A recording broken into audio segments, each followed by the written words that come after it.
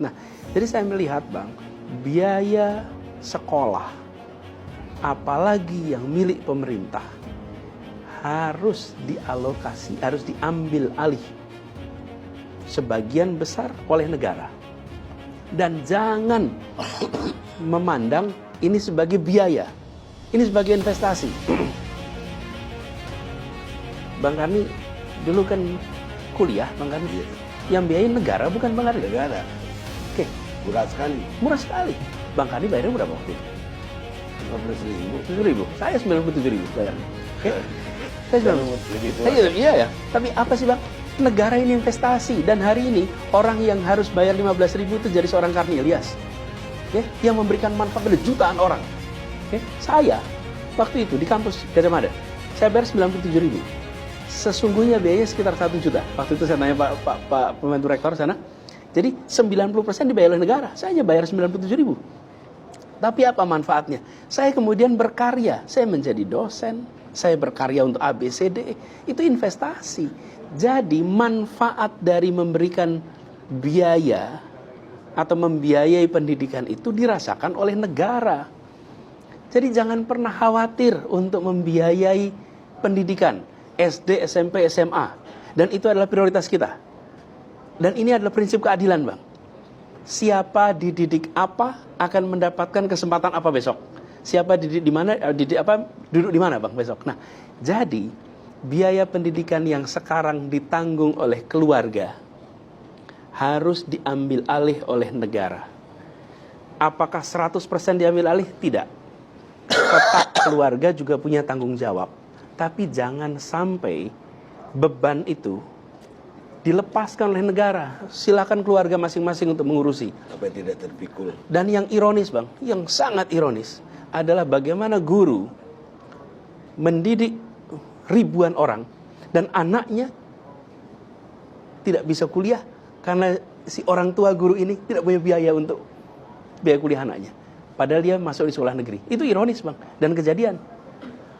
Saya menyaksikan kasus-kasus seperti itu. Anak ASN, anak guru. Makanya kami melihat Bang, ke depan itu untuk ASN misalnya, untuk guru, bukan hanya mereka ditingkatkan kesejahteraannya, tapi mereka mendapatkan fasilitas bahwa anak-anak mereka bisa kuliah. Anak-anak guru berhak untuk dapat pendidikan sampai kuliah. Sehingga kesempatan untuk maju berkembang itu diberikan oleh negara kepada semua. Jadi Bang, biaya terkait dengan pendidikan tidak boleh dipandang sebagai tanggung jawab keluarga saja. Kalau mereka mau kirim anaknya ke sekolah swasta, yang mereka pilih sendiri dengan struktur biaya ditentukan swasta, itu urusan mereka. Sebagai keluarga, sebagai pribadi berurusan dengan swasta, nggak masalah. Tapi negara siapkan SD, SMP, SMA, SMK yang cukup, perguruan tinggi yang cukup, lalu biayanya diberikan oleh negara. Dan inilah tujuan utama kita merdeka Bang, mencerdaskan kehidupan bangsa.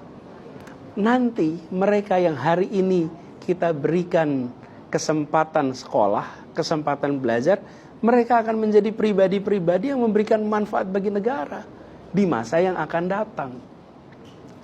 Prinsip untuk mengambil alih sebagian besar biaya oleh negara ini penting sekali. Kalau tidak Bang, yang terjadi adalah industrialisasi pendidikan, komersialisasi pendidikan, yang efeknya hanya mereka yang memiliki kekuatan ekonomi yang bisa mengirimkan anaknya sekolah.